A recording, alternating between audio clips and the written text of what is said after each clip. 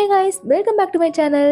Last வீடியோல பெய்யு USA கிட்ட எனக்காக நீ இன்னொரு விஷயம் பண்ணணும்னு சொல்லி கேட்டிருப்பான். அதுக்கு யூசேவும் என்னன்னு கேட்கறதோட பார்த்து முடிச்சிருப்போம்.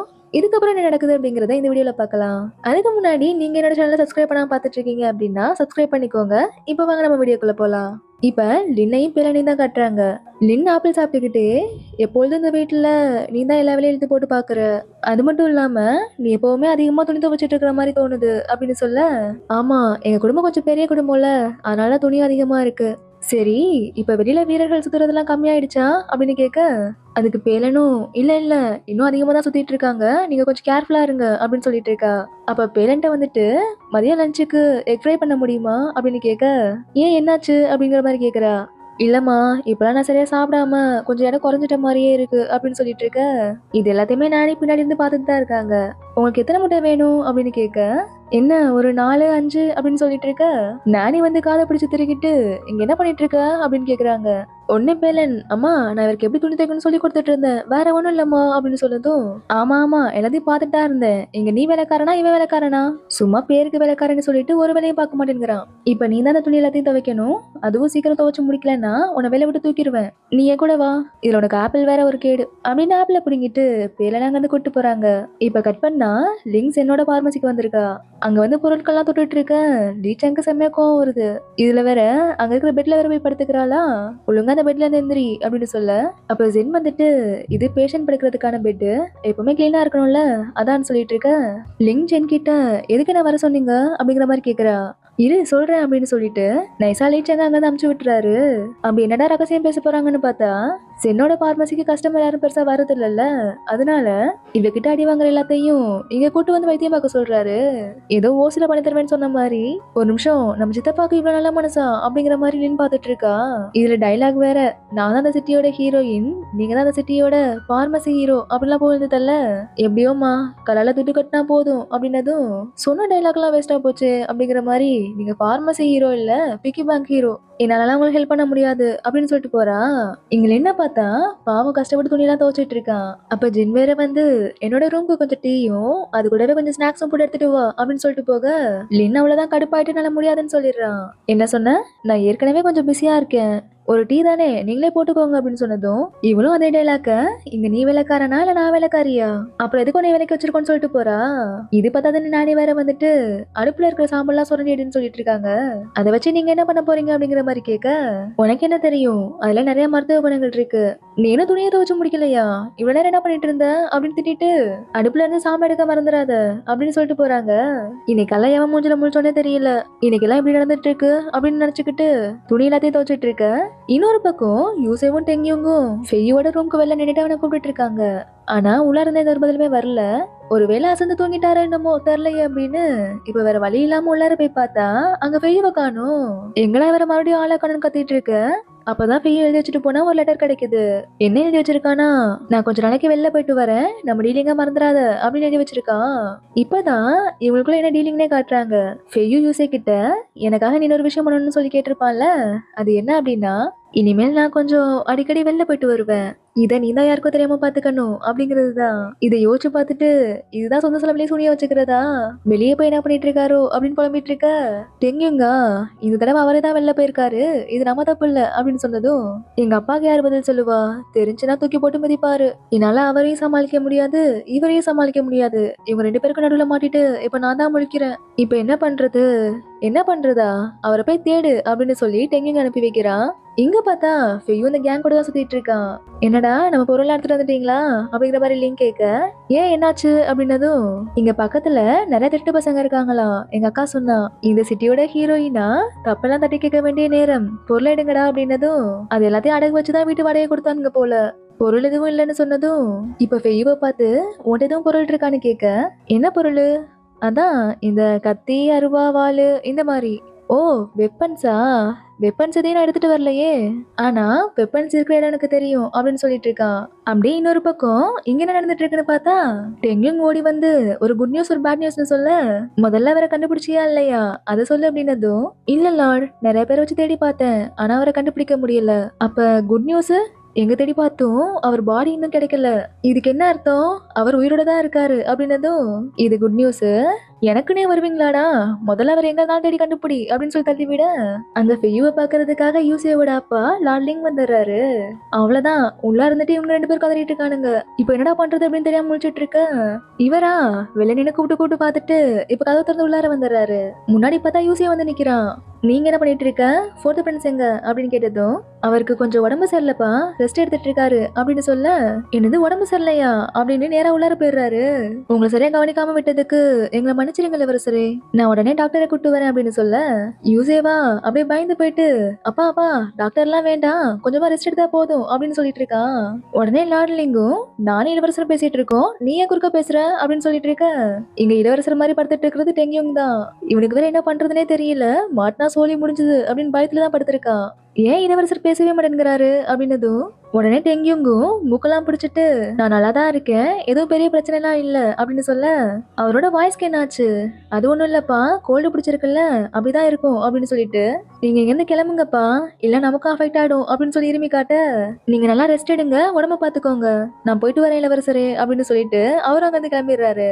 இப்ப அப்படியே கட் பண்ணா, லின் நானி சொன்ன மாதிரியே இந்த அடுப்புல இருந்து சாம்பல்லாம் சொல்லி எடுத்துட்டு இருக்கான். அங்க வந்த பேலன் என்ன பண்றானா, அந்த சாம்பலை எடுத்துட்டு போயிட்டு அப்படியே குப்பை தொட்டில கொட்டிடுறா.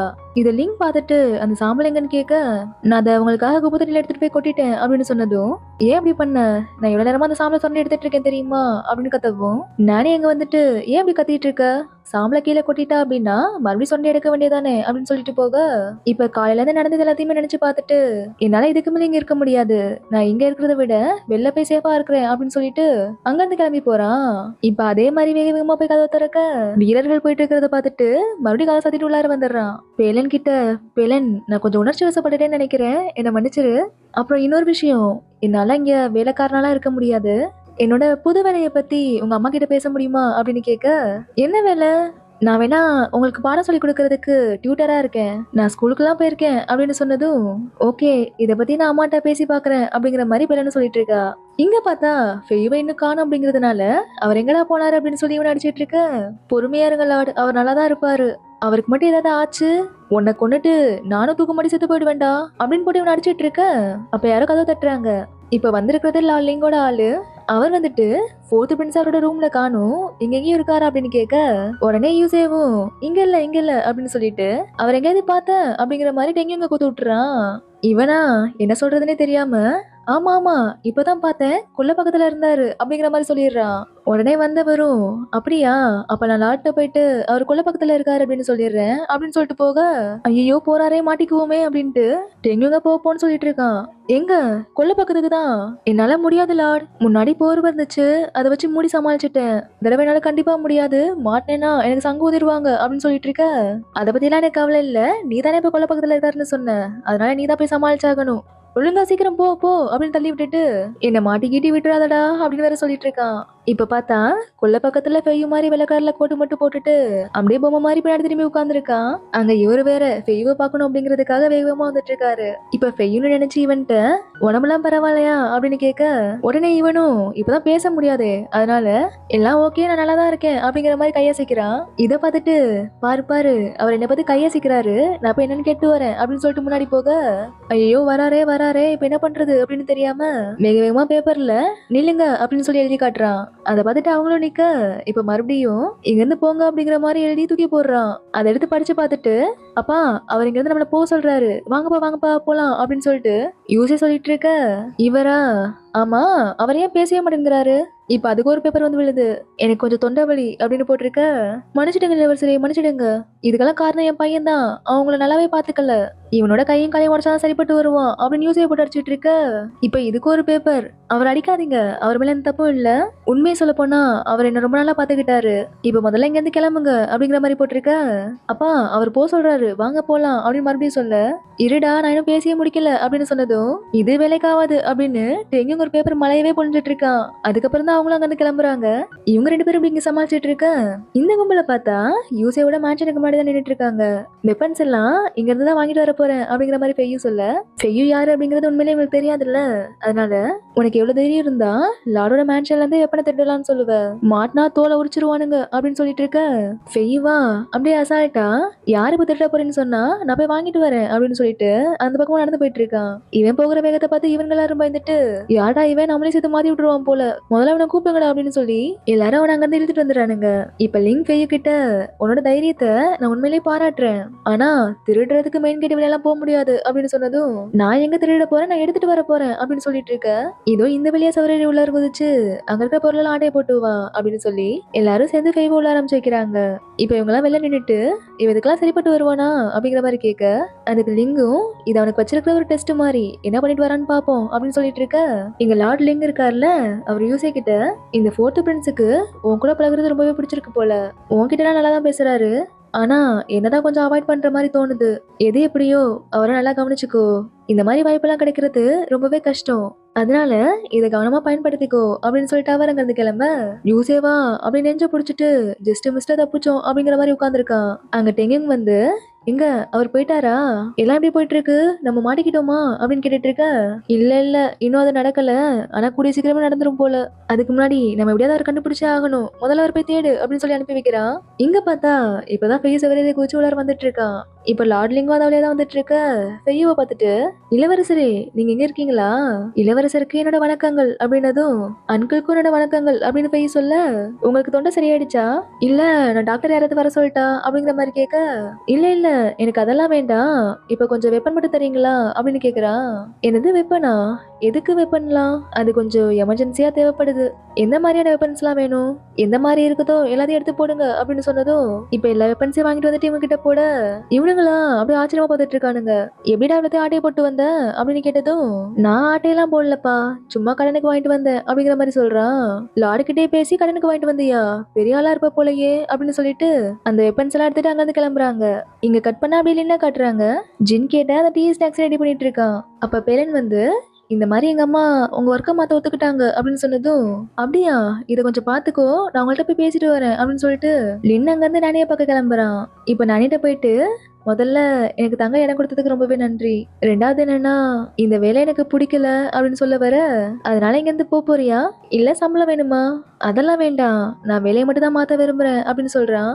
ஓ அப்படியா தாராளமா அப்படின்னதும் மேடம் நீங்க இவ்வளவு நல்லவங்களா இருப்பீங்கன்னு நான் கொஞ்சம் கூட எதிர்பார்க்கல அப்படின்னு இவன் உணர்ச்சி வசப்பட இரு இரு அவசரப்பட்டு உணர்ச்சி வசப்படாத, என்கிட்ட சில கேள்விகள் இருக்கு அதுக்கு பதில் சொல்லு அப்படின்னு சொன்னதும் இதுக்கு முன்னாடி நீ வேலைக்காரனா வேலை பார்த்திருக்கியா இல்லையா, பார்த்திருக்கேன் மேடம், அங்க சம்பளம் வாங்கினியா இல்லையா, இதுக்கு முன்னாடி பார்த்த வேலையில சம்பளம் வாங்கினேன், அப்புறம் ஏன் இங்க வாங்கல அப்படின்னு சொன்னதும் லின்னுக்கு என்ன சொல்றதுனே தெரியல, உனக்கு மார்ஷல் ஆர்ட்ஸ் தெரியும், ஸ்கூல் போய் படிச்ச பையன், அப்படி இருக்கிறப்போ வெளில வேலை பார்த்தா நல்லா சம்பாதிக்கலாம், ஆனா நீ இப்படி பண்ணாம ஏன் இங்கே இருக்க, அதுவும் ஒரு வேலைக்காரனா சம்பளமே வாங்காம இங்க இருக்கணும்னு என்ன அவசியம், உண்மையை சொல்லு, நீங்க இருக்கிறதுக்கான காரணம் என்ன அப்படின்னு கேட்டதும் லின்னுக்கு அப்படியே பயத்துல வேத்து கொட்ட ஆரம்பிச்சிருது.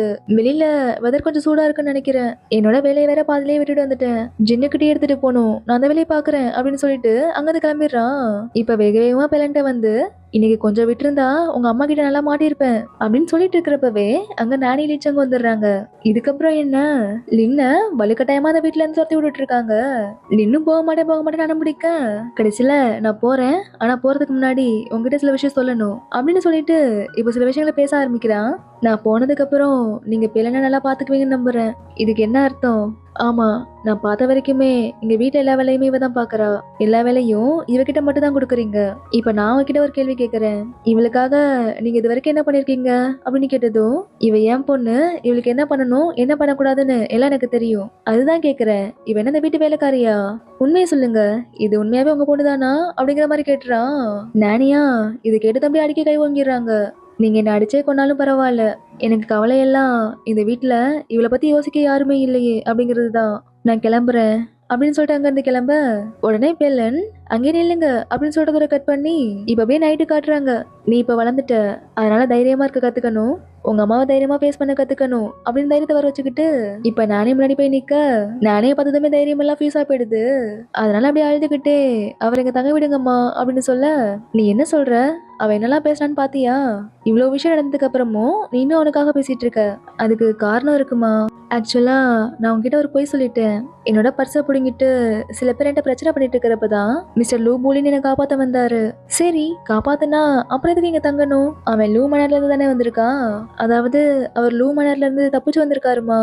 அங்க அவருக்கு சரியான சாப்பாடு கிடைக்கல, ரொம்ப பஞ்சத்துல இருந்ததுனால எங்கேயுமே சாப்பிட சாப்பாடும் இல்லாம தங்க இடமும் இல்லாம ரொம்பவே கஷ்டப்பட்டாரு இப்படின்னு ஒரு கதையை சொல்லி இத்தனை நாள் வேலைக்காரனா இருந்தவன இப்ப பிச்சைக்காரன் லெவலுக்கு கொண்டு வந்துடுறா.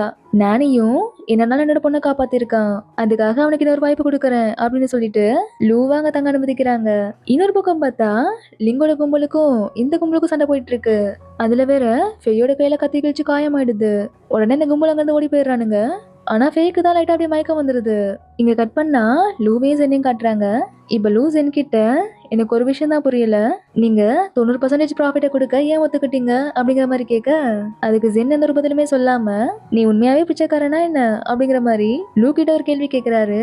இப்ப ரெண்டு பேராலுமே ரெண்டு பேரோட கேள்விக்கும் பதில் சொல்ல முடியல. இதோட இந்த பார்ட் முடியுது. இதுக்கப்புறம் நடக்கிறத நம்ம அடுத்த வீடியோல பார்க்கலாம். இந்த வீடியோ உங்களுக்கு பிடிச்சிருந்துச்சு அப்படின்னா லைக் பண்ணுங்க, ஷேர் பண்ணுங்க, மறக்காம சப்ஸ்கிரைப் பண்ணிக்கோங்க. பாய்.